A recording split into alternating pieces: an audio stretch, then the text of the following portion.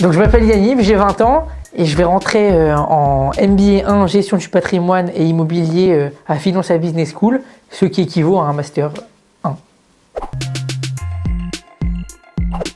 J'ai fait un bac S spé maths. À l'issue de ça, j'ai décidé de rentrer en BTS Assurance directement pour toucher de près le monde de l'assurance. Donc le BTS Assurance, c'est une formation de 2 ans qui offre à celui qui y rentre la possibilité de découvrir toutes les branches d'assurance qui existent aujourd'hui en France. Pour ma part, à l'issue des stages, j'ai été plus intéressé par l'assurance vie et j'ai décidé de faire de la gestion du patrimoine pour développer justement plus en profondeur cette partie. Après mon BTS, j'ai choisi de faire de l'alternance pour mon bachelor. L'alternance, ça offre la possibilité à celui qui la pratique de profiter de l'expérience des personnes qui sont autour de lui. Donc après avoir finalisé l'inscription à l'école, c'est pas fini. Il faut encore trouver l'entreprise qui va vous accueillir en tant qu'alternant.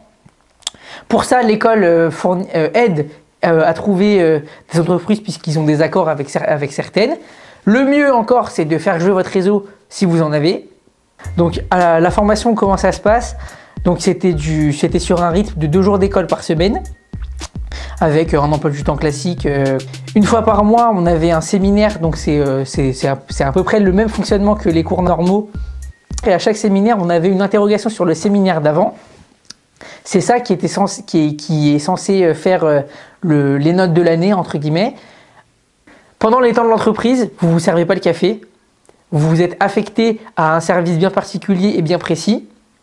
Pour ma part, j'ai été affecté au service épargne retraite dans lequel je gérais les contrats. Être gestionnaire de contrat, c'est quoi?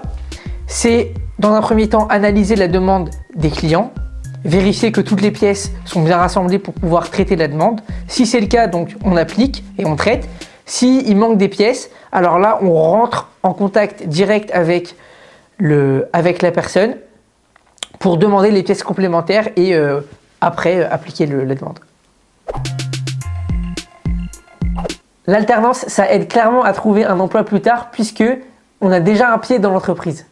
Donc néanmoins pour ma part, les connaissances apprises pendant le bachelor ne me suffisaient pas et j'ai vraiment envie de développer ma technique dans la gestion du patrimoine.